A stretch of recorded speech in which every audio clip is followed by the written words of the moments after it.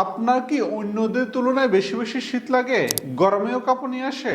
আমি ডাক্তার ইমাম হোসেন আজ বলবো এটা কখন বড় কোনো রোগের লক্ষণ। অনেকেই মনে করেন শীত শীত লাগা মানে ঠান্ডা লেগেছে, এটা কিন্তু ঠিক না।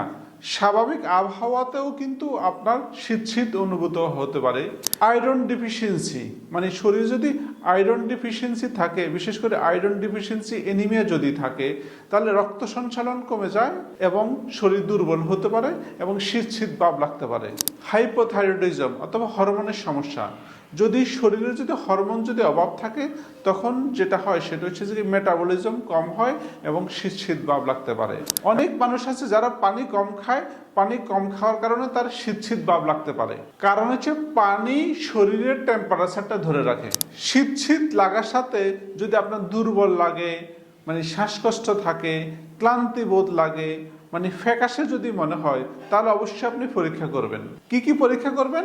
এটা সিবিসি পরীক্ষা করবেন, এটা হরমোন টেস্ট করবেন, এটার সাথে পর্যাপ্ত পরিমাণ পানি খাবেন, খাবার দাবার সঠিকভাবে করবেন, পর্যাপ্ত পরিমাণ ঘুম যাবেন। মনে রাখবেন, নিজে কখনো ওষুধ ব্যবহার করতে যাবেন না। ওষুধ ব্যবহার করতে হলে অবশ্যই আপনি একজন ডক্টরের অ্যাডভাইস নিয়ে আপনি অবশ্যই ওষুধ ব্যবহার করবেন। ভিডিওটা ভালো লাগলে শেয়ার করুন, যে কেউ এখান থেকে উপকৃত হতে পারে।